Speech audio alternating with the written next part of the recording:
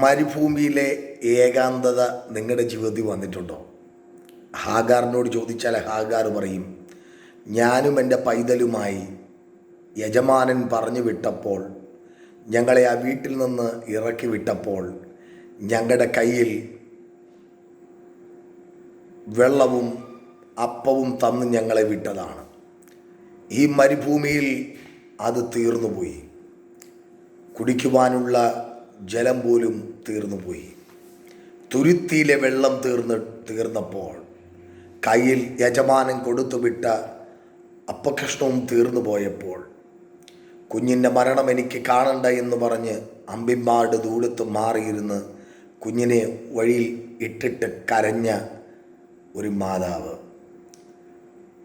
അവിടെ വായിക്കുന്നത് ഇങ്ങനെയാണ്: കുഞ്ഞിൻ്റെ കരച്ചിൽ കണ്ട് മരുഭൂമിയിൽ നീരൊഴുക്കിനെ ദൈവം നൽകിയെന്ന് പറയുന്നു. പ്രിയപ്പെട്ട ദൈവ പൈതലെ, മരുഭൂമിയിൽ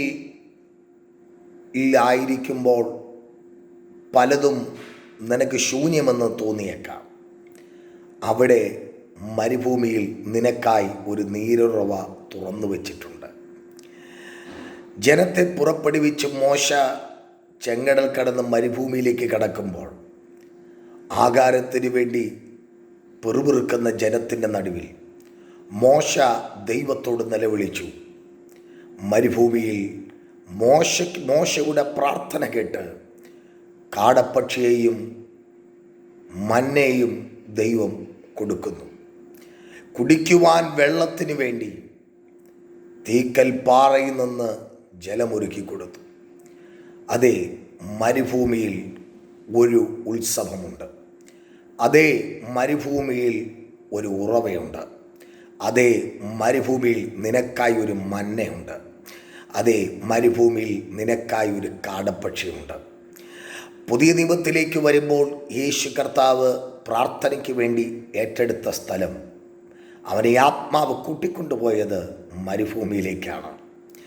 എന്നാൽ ഇന്ന് പകൽ ചിന്തിക്ക്, നിൻ്റെ മരുഭൂമിൻ്റെ അവസ്ഥയെ മാറ്റുവാൻ, ഏത് സാഹചര്യത്തെയും മാറ്റുവാൻ യേശു ശക്തനാണ്. ഇന്ന് പകൽ നിൻ്റെ മരുഭൂമിയുടെ അവസ്ഥകളിൽ ഇതാ മന്ന പെയ്തിറങ്ങാൻ പോകുന്നു. കാടപ്പക്ഷി വെളിപ്പെടാൻ പോകുന്നു. ആമേൻ. നീരുറവ തുറക്കപ്പെടാൻ പോകുന്നു. വിശ്വസിക്ക്, നിനക്ക് വേണ്ടി ഇന്ന് പകൽ എൻ്റെ യേശു അപ്പച്ചൻ വൻ കാര്യങ്ങളെ ചെയ്യാൻ പോകുന്നു. ചിലത് തുറക്കപ്പെടാൻ പോകുന്നു. ഇതുവരെ മറഞ്ഞു കിടന്ന ചില ഉറവകൾ തുറക്കപ്പെടാൻ പോകുന്നു. വിശ്വസിക്കുക. God bless you in Jesus name. Amen.